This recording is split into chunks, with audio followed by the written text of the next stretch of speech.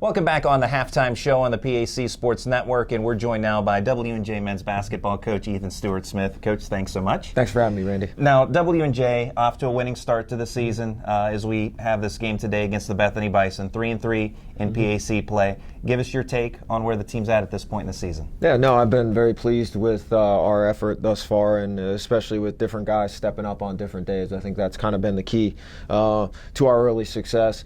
Just our versatility and being able to depend on different guys depending on the day. If somebody maybe has a little bit of an off game, we've been fortunate that next man has kind of stepped up and excelled in their new role for that individual game. So it's been fun to coach a group that just has a lot of quality depth that has been through it before.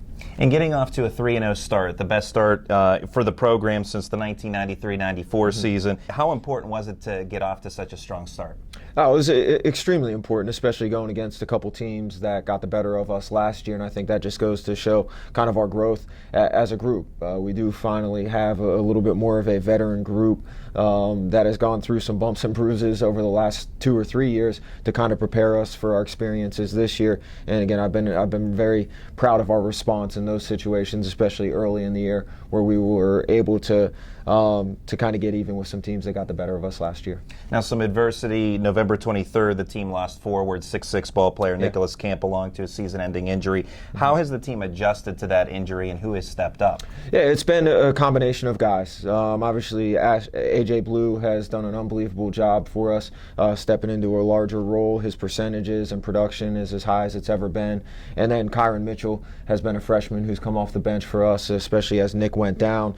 With Nick's versatility, being able to guard multiple positions and being able to play multiple positions on the offensive side, Kyron has kind of slid into that mismatch role and done a really good job grasping that. And then again, all of our other role guys that have come off the bench have done a really good job of just extending their minutes and being productive, because it's impossible to replace a guy like Nick Campbell. And unfortunately, I think in our league in general this year, too many teams have gone through that exact experience where, key guys have been down, whether it's for one game or the entire season. We've all been forced to kind of elevate our play, especially with extended minutes that guys maybe didn't anticipate getting earlier in the year. Now, your team over the years has, during your tenure, always been a great three-point shooting team. But over the past couple of years with guys like, well, unfortunately, Campbell's hurt, but guys like Alexander Skowron and Kiki Agbale, how has your team evolved from being more than just a three-point shooting team? No, that goes to their work. Both of those guys, especially Kiki and Alex, have done an unbelievable job of just steady improvement. We expect that from our younger guys, especially. I think you saw those jumps with Zach Queen and Cameron Seaman from freshman to sophomore year. Zini has improved his body. Like that's kind of our expectation, is for guys to really spend time in the gym and improve. And both of those guys have proven that they're capable scorers on the block. Both, Kiki's over 50% and Alex is over 60%. So as a group, we're starting to realize, hey, that it's a little bit easier to score with your back to the basket sometimes, as opposed to earning it from the three-point line or tough twos with our guards. So we're really trusting those guys making good decisions and making smart decisions on the block when the ball is in their hands. Yeah, that field goal percentage continuing to go up, which is a great thing. And Premo Zini, a guy who's kind of a slasher, but really a Swiss Army knife. He really does so much for your team. And no sophomore slump for him after a great freshman year. How has he continued to progress? He's been great. Again, he spends a lot of time working on his body, and he's one of our more thoughtful guys with questions and looking at film, seeing areas that he can improve. So it's been fun to just get more of the same from him. He's a slasher for us, a creator for us, guards the other team's best players, so we're asking a lot of him, especially as a sophomore. But he's been ready for that and excelled in that role. Jonathan DeVito, who we'll talk on the halftime show coming up a little later on in the season, but he's been a great leader for your team and one of those seniors for you who's come up, from the hard times now to the very good times here at W&J. How much has he been a part of how the program has grown over the years? Yeah, you can't even put it into words. Again, he was one of our very first recruits, and I remember the event that I went to when I first got the job here at W&J, and he was one of the first guys I saw, first guys I spoke to. So, I mean, he's been the backbone of this program, and it's fun for me to see his growth because we're really on the same page. He's our coach on the floor. He doesn't when we are at our best, I don't even have to say anything, because he's got a really good grasp of our expectations and what we want collectively, and he does a good job of communicating that. So it's been just a lot of fun to see his growth, and hopefully we reward him and the rest of our senior class with ending this year on as high of a note as we possibly can. And DeVito, a great outside shooter. Zach Queen, another great perimeter shooter. One of the best of the PAC, quite frankly. How much of a threat is he?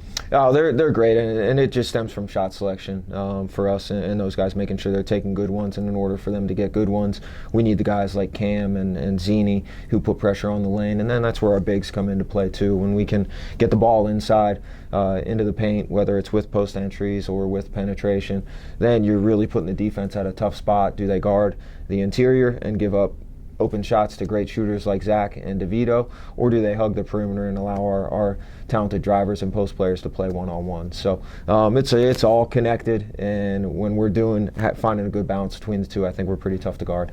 Now, a lot of excitement here at WNJ, not only because of the team's success, but also some of the renovations here, the newly renovated Salvetti Family Gymnasium. Talk about the renovations and how that has really given your team a great home court advantage. Oh, it's been amazing on a number of levels just to see the transformation, and that was something we talked about with our now senior class, that they were going to play in a new gym, and now that it's finally here, it just brings you new life, on every level. One, we enjoy going into our gym now with how it looks. It's got great sight lines. We used to have some old wobbly rims, and now we've got everything is brand new. So it's just really exciting to get into a new arena where, again, it's obvious how much our alums care, with Dr. Salvetti being so generous with making this happen.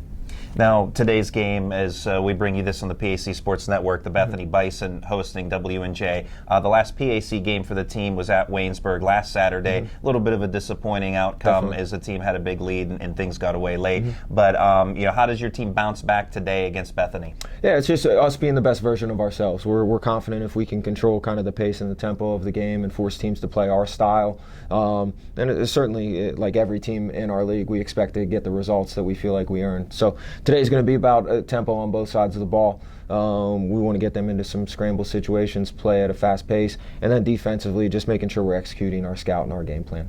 And kind of maybe along the same lines with the team, again, already at a winning mark as we're nearing the midway point and, hopeful to do big things this year. What does your team need to do to make a run in the PAC tournament this year? Just consistency. That's really it. We've been a little bit up and down, similar to a lot of teams in our league. We've seen on any given night, there's not a whole lot of room for error, and there's not much separation between, say, the bottom of the league on paper and the top of the league on paper. Any night, if you play or don't play your best for extended periods, you're not going to get the result that you like. So it just stems from just consistency. That's all we want, is just to continue to see a little bit of growth and just make sure, especially our effort, is consistent over the course of 40 minutes. That's WNJ head coach Ethan Stewart-Smith. Coach, again, thanks so much for your time and good luck. Thanks so much for having me, Randy. We'll have the second half of today's game when we come back right after this.